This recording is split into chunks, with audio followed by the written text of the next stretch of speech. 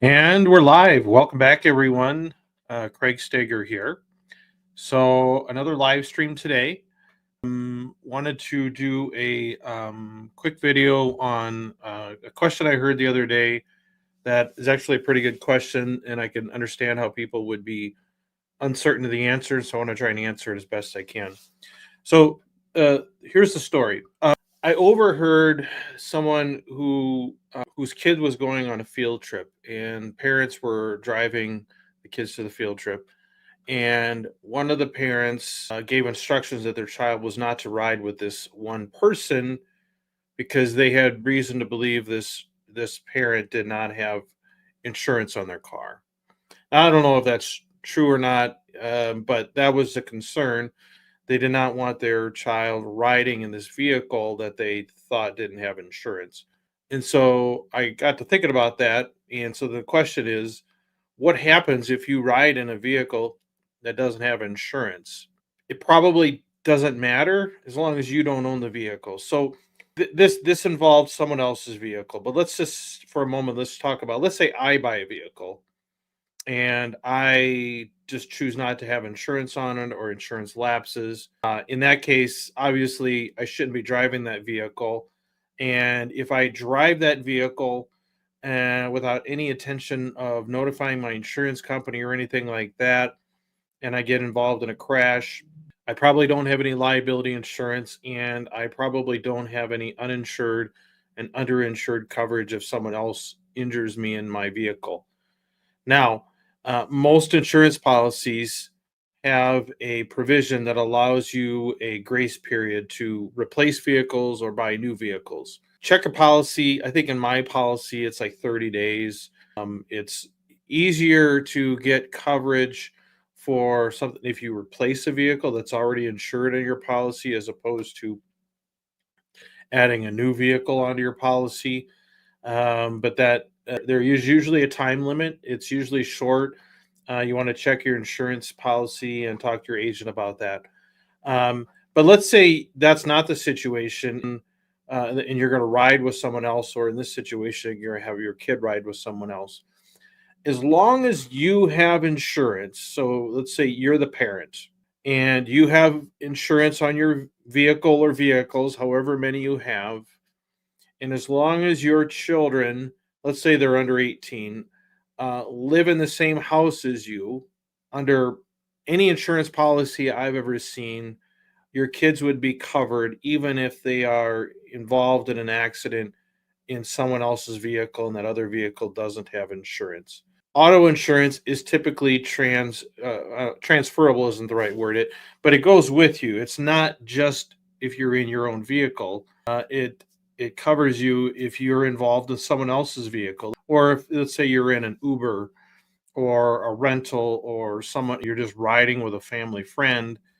Most insurance policies will cover you, and I think most states would require you to be covered. At least that would certainly be true in Wisconsin. Maybe there's other states that are different than that. But typically, your auto insurance is going to carry with you in other vehicles as long as you don't own that vehicle. Now, it can get a little dicey if, let's say, you're riding with a family member or someone else in your household and they don't have insurance on their vehicle.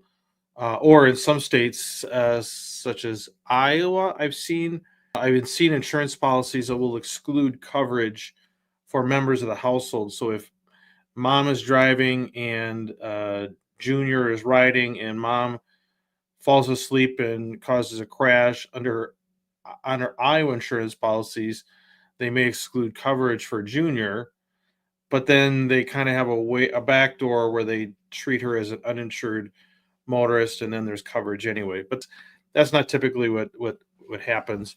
But if you're riding in a vehicle with someone that's in your household and they own the vehicle and they don't have insurance, you might want to be concerned about that, just because depending on the state you're in, depending on the terms of the policy, there might not be coverage. But if you're just riding with someone else and they own the vehicle, in most instances, your insurance policy will go with you. Now, ideally everyone would have insurance so that if the person your kid is riding with causes a crash, you ideally would like them to have liability insurance to cover your child as a passenger.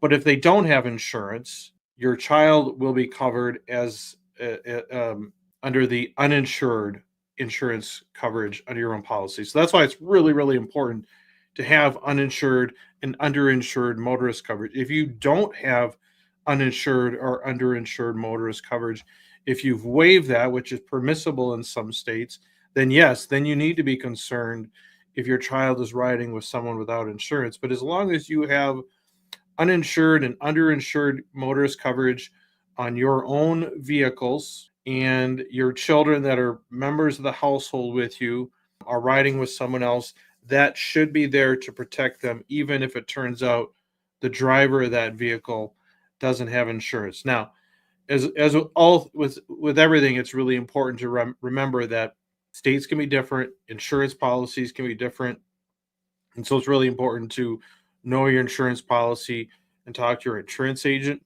to get clarification on that. But as a general matter, that's where your uninsured and underinsured motorist comes in, and it's going to apply to your kids or yourself, whoever, if you ride with someone else and it turns out they don't have auto insurance. I hope that answers that question. If I think of another situation that might change that, I'll try to leave that in the description, but I think that more or less covers it.